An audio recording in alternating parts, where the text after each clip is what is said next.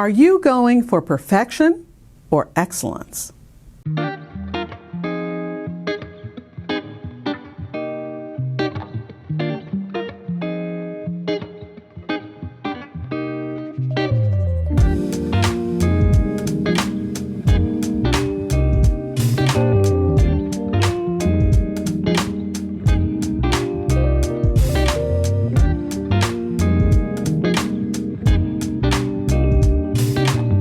Hi entrepreneurs, I'm Vicky Brown, and you're in the right place if you want to engage your team, boost your business, and grow your leadership muscle.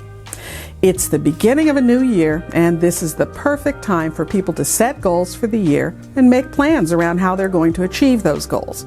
But while you're doing all that, take a step back. Are you aiming for perfection? The perfect schedule, the perfect week, the perfect quarter. How to perfect your process of delivering to your clients. How do you perfect the experience for your team? How do you even find the perfect team members? And on and on. Listen, perfection isn't the thing. We all know nothing's perfect.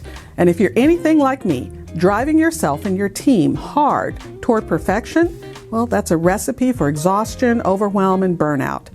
Think about a mental pivot. Target excellence instead of perfection. What's the difference? Well, for one thing, as I mentioned before, perfection is not attainable. And actually, perfection just focuses on the outcome. When you're aiming for perfection, then anything less than that is a failure, by definition. But the pursuit of excellence is focused on a behavior. It's the process of achievement, so ongoing improvement, being better than you were yesterday or last week or last year, fixing problems at their root, so they don't pop up again and again, and you just keep getting better. That's the pursuit of excellence. Having high standards, that's excellence. Embracing mistakes and using them to become better, again, that's excellence. So, as you look at what you want for your team in this new year, here are some tips to help you guide them to excellence. First up, you have to set realistic expectations. Perfection is it's about being perfect. No flaws, no obstacles to overcome, no learning opportunities. It's binary. You're either perfect or you aren't. You failed. That's not healthy. And it's not excellence. Excellence is about having standards. High, but achievable standards, and working to uphold those standards. Getting 0 customer complaints is perfection. Successfully resolving 75% of customer complaints, well, that's a standard of excellence.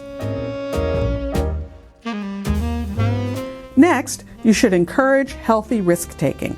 When you give your team space to experiment with a new approach to a problem or step out of their comfort zone and try something different, well, that can lead to excellence because you're letting the people closest to the problem actually think about how to best solve the problem.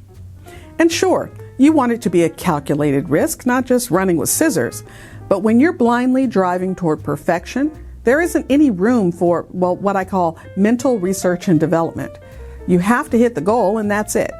How you get there is preordained with little flexibility. So the journey becomes unimportant. But that's where the magic can be. Otherwise, you can get stuck doing the same thing the same way for years on end. And that's not growth, nor excellence. Third, and you know this is one of my favorites, continuous learning. What can I say? A huge part of the pursuit of excellence is the pursuit of knowledge. Learning more, growing more, understanding more, getting better skills, professional development, it all goes in the soup of excellence. You see, to be excellent at something means you're also flexible. You have to be able to adapt to different situations and changing circumstances and still uphold high standards. Now, it may look different and feel a bit different, and you may have to bring different abilities to bear, but that's all part of excellence. Next, you've got to celebrate progress. Enjoy the journey. Again, that's one of the defining differences between excellence and perfection. Perfection is an outcome. Excellence is a behavior, a state of being.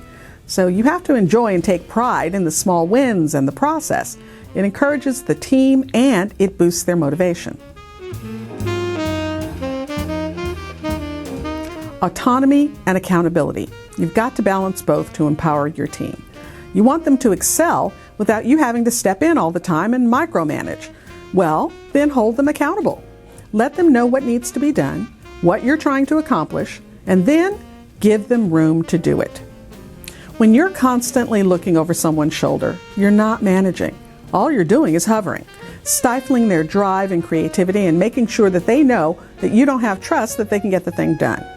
And while that's a great way to produce a cog in a wheel, it's a wholly unsuccessful way to develop a strong team member. So make sure they have the skills and tools they need, and then back off.